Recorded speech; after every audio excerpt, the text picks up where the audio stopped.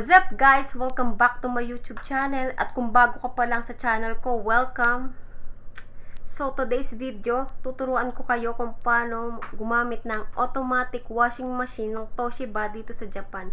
So kung katulad kita na bago ka pa lang dito at hindi ka sanay bumasa ng Japanese characters, ituturo ko sa inyo ang aking natutunan mula sa aking mister.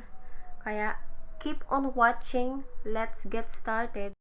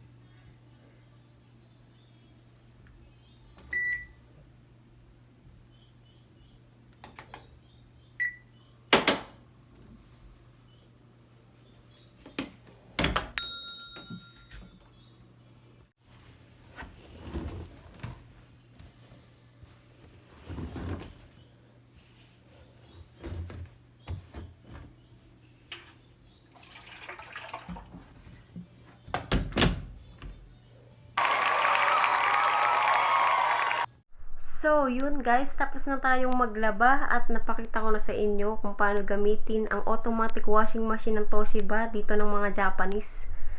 So, kung nagustuhan mong video na to, give a like, leave a comment, subscribe, and click the notification bell button para updated ka sa mga bagong video ko.